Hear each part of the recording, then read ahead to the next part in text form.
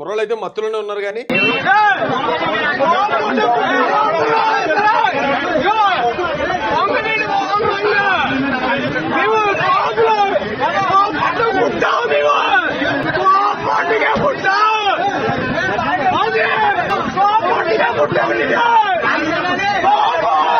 Cabinet మంత్రి, ఆయనకి escort ఉంటారు, పోలీసు ఉంటారు, గన్మెన్స్ ఉంటారు. అలాంటి వ్యక్తి దగ్గరే వాళ్ళు ఎలా బిహేవ్ చేశారంటే, ఒకవేళ ఒక సామాన్య కుటుంబం వెళ్తా ఉంటే, ఒక భార్య భర్త పిల్లలు కలిసి వెళ్తా ఉంటే వాళ్ళ మీద కనుక వీళ్ళు ఇలాంటి దాడికి తెగబడితే అక్కడ పరిస్థితి ఏం కావాలండి? వంగవీటి మోహన్ రంగా గారు ఫోటో వేసుకున్నాడు ఆ తమ్ముడు. ఆయన ఏ రోజైనా మరి ఇలా ప్రవర్తించి ఉంటాడంటారా? ఆయన పేరు చెప్పుకుంటూ మళ్ళీ వంగవీటి మోహన్ రంగా గారు అనుకుంటూ ఆయన అలా చేయటం అంటే రంగా గారిని అవమానించడం కదండి అది. రంగా గారు ఏ రోజు మేము కాపులు అని గర్వపడలే. మనం కాపులు పెద్దనల్లా ఉండాలి, అందరినీ కలుపుకెళ్ళాలి, అందరికీ సాయం చేయాలనుకున్నాడు ఆయన మానవుడు. అలాంటి వ్యక్తి పరువు గంజాయి మత్తులోనో సారా మత్తులోనో తీసేయటం, ఆ కాపులని ఆ కులానికి ఇలా మాట్లాడి చెడ్డ పేరు తీసుకురావడం ఎంతవరకు కరెక్ట్ తమ్ముళ్ళు? నాకు అర్థం కాదు. కాపులు ఎంత గొప్పలు ఉన్నారండి.